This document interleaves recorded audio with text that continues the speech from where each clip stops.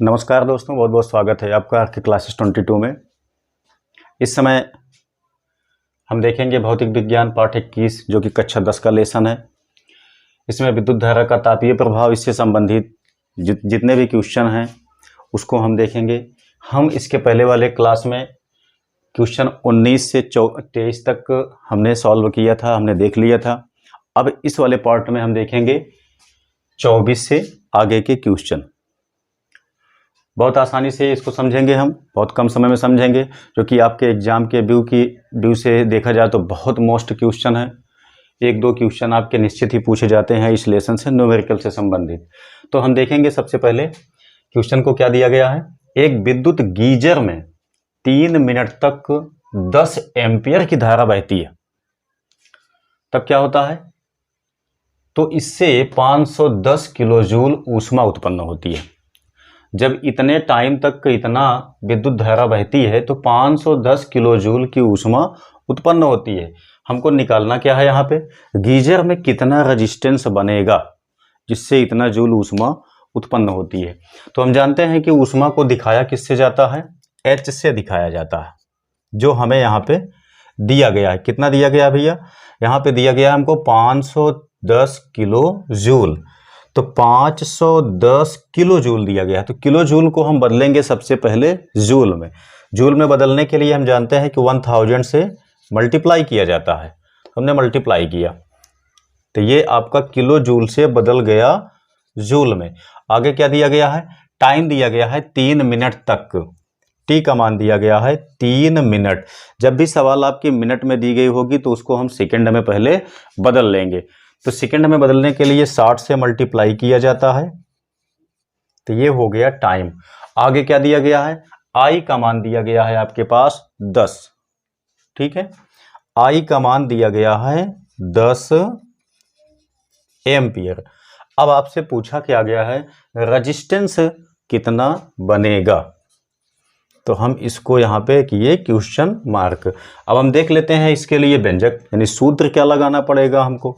हम जानते हैं, देखिए आप लोगों ने पढ़ा होगा W इक्वल होता है VIT, लेकिन यही फार्मूला आपका चेंज हो जाता है जब ऊष्मा की बात की जाती है तब। ऊष्मा के लिए यहाँ से हम देखते हैं तो H इक्वल हो जाता है आपके पास VIT।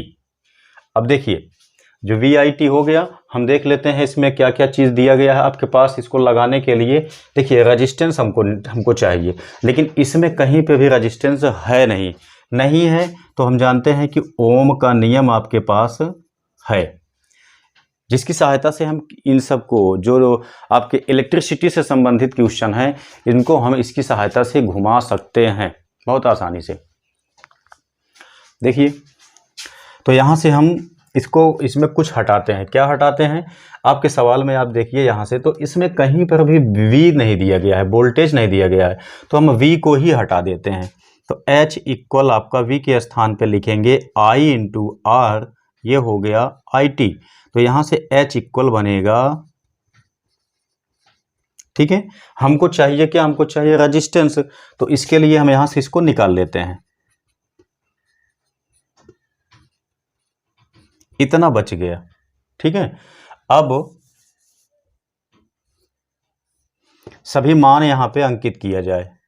H का मान कितना दिया गया है? 510 गुणे 1000। आगे दिया गया है I का मान 10, ठीक। तो यहां पे क्या हो जाएगा? 10 दहम्मा 100 या 10 गुणे 10। T का मान आपके पास कितना दिया गया है? T का मान दिया गया है 3 गुणे 60, ठीक है। अब इसको हम काटना चाहेंगे तो यहाँ पे देखिए 3 शून्य कट जाएगा। उसके बाद आपके पास क्या बचा? यहाँ बचा 510, यहाँ बचा 3 गुणे 6। इसको भी हम काटना चाहेंगे, 3 से काटेंगे तो ये कितना होगा? 3 कन्ने 3, 3 सत्ते 21, यानी कि ये आपका बन गया 170 यहाँ पे 6 आ गया। इसको भी हम काट देते हैं, 2 तियाई 6, 2 से काटेंगे 2 8 16, 2 पंचे 10, ये भी कट गया।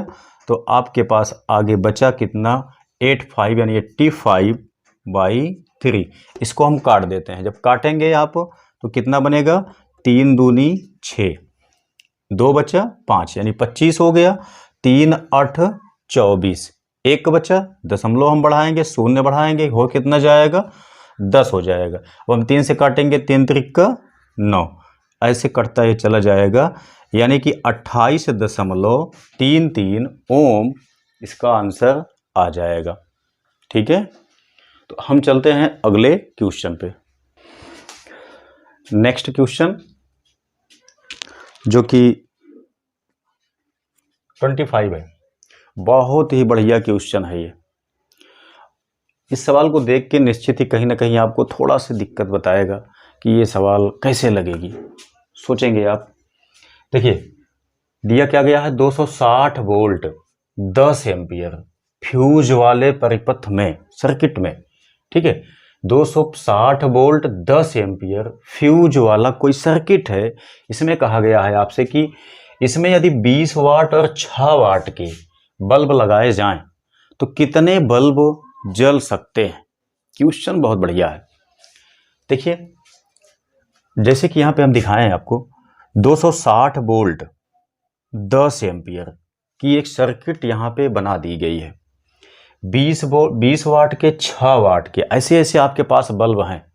कौन कितने वाट का लगाया जाएगा ये नहीं पूछा गया है, आपसे ये कहा गया है कि 260 वोल्ट की सप्लाई लाइन है, 10 एम्पियर की विद्युत धारा वह दे सकती है, लेकिन 20 वाट तथा 6 वाट के कितने बल्ब हम इसकी सहायता से जला सकते हैं। क्वेश्चन बहुत अच्छा है, आइए देख लेते हैं कैसे लगेगा। देखिए एक खास चीज हमको यहाँ पे देखना है, वो क्या है कि जितना आपके पास यहाँ पे सप्लाई शक्ति है, जितना यहाँ पे सप्लाई शक्ति आपकी लगी हुई है, उतनी ही सप्लाई शक्ति से हम यहाँ पे बल्ब जला सकते हैं। ठीक है, ना उसी तो कम और ना उससे ज्यादा, कभी नहीं। तो यहाँ पे हम सबसे पहले लगाएंगे एक नियम। क्या चीज, देखिए सप्लाई शक्ति, यहाँ पे जितनी शक्ति है उतना इक्वल आपके पास 2 बल्ब अभी मौजूद हैं। हम यहाँ पे क्या काम करते हैं, टोटल जैसे कि मान लेते हैं कि P1 plus P2 plus P3 plus dot dot कहाँ तक, Pn तक, जितने भी आपके पास बल्ब यहाँ पे मौजूद हैं उसी की सहायता से हम लगाएंगे। तो देखिए इसको हम क्या लिख सकते हैं, चूंकि आपके पास केवल 2 बल्ब मौजूद हैं तो हम इसको n into P1 plus P2 लिख सकते हैं। ठीक है, तो ये देखिए P 20 वाट, वाट मतलब शक्ति, 6 वाट, P1 का मान पता है 20, P2 का मान पता है 6। ठीक है, तो हम यहाँ पे P यहाँ से यहाँ के लिए, चूंकि यहाँ पे हमको P का मान पता नहीं है कि कितना वोल्ट की सप्लाई शक्ति है, तो इसके लिए हम यहाँ पे हम जानते हैं कि P इक्वल होता है VI शक्ति के लिए, तो हम यहाँ पे लगाएंगे VI, ये हो गया N, ये हुआ P1 प्लस P2। तो V का मान कितना दिया गया है आपके पास, 260 वोल्ट दिया हुआ है। I का मान कितना है 10। N का मान हमको निकालना है, मतलब कितने बल्ब लगाएंगे, बल्बों की संख्या है N। तो N को हम यहाँ पे दिखा देते हैं। P1 का मान कितना है आपके पास 20 वाट, P2 का मान कितना है 6 वाट है। अब यहाँ पे देखिए 26 गुणे 10, ये हो गया N इंटू 20 6 26। तो इससे इसको हम काट देंगे तो यहाँ पे अभी एक शून्य बचा हुआ है। ठीक है, यानी 10 गुणे 10 इक्वल n आपका है। तो अब यहाँ से n का मान देख सकते हैं कितना आएगा, 10 दहम्मा 100। तो 100 बल्ब हम यहाँ पे जला सकते हैं।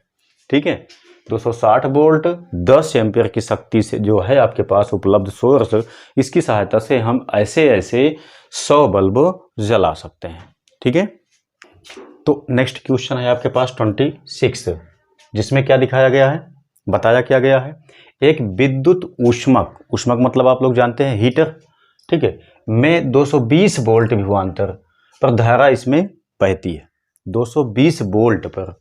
ठीक है, तो यहाँ पे दिया क्या गया है, V का मान दिया गया है 220 वोल्ट पर धारा बहती है। तो उसी धारा की गणना कीजिए जबकि आपको आगे दिया गया है विद्युत ऊष्मक की सामर्थ्य कितना है, 1100 वाट। ठीक, तो यहाँ पे वाट का मतलब क्या दिया गया है, P का मान दिया गया है। आपसे पूछा क्या गया है, आई का मान आपसे पूछा गया है, आई का मान हमको निकालना है। कैसे निकालेंगे, हम जानते हैं कि P इक्वल होता है वी आई, ठीक है। सवाल चाहे वो हीटर की हो, चाहे वो बल्ब की हो, चाहे वो किसी भी चीज़ का हो, उसमें आपको घबराना नहीं है। बिल्कुल हमको ये छांटना है कि कौन कौन सा अवयव दिया गया है। जैसे कि यहाँ पे हमने क्या छांटा, 220 वोल्ट यानी V का मान दिया गया है। यहाँ पे हमने छांटा 1100 वाट, वाट किसका है, शक्ति है, ठीक है, शक्ति का मात्रक वाट है, तो शक्ति यहाँ पे दी गई है। तो शक्ति दिया गया है, वोल्ट दिया गया है, आई आपसे पूछा गया है, तो हम जानते हैं P इक्वल होता है वी आई, तो आई हम यहाँ से निकाल सकते हैं। आई इक्वल क्या बनेगा, P अपान V बनेगा। तो P का मान यहाँ पे दिया गया है कितना, 1100 वाट दिया गया है। V का मान कितना दिया गया है, 220 वोल्ट दिया गया है। इसको हम काट देते हैं, तो I इक्वल आपका 110 बटे बचा 22, 11 दूनी 22, इसको हमने काट दिया। I का मान कितना, यहाँ पे बचा कितना, 10 बटे यहाँ पे बचा 2, 2 पंचे 10, I का मान आ गया 5 एम्पियर, ठीक है। तो बड़ी आसानी से ये भी सवाल हल हो गए।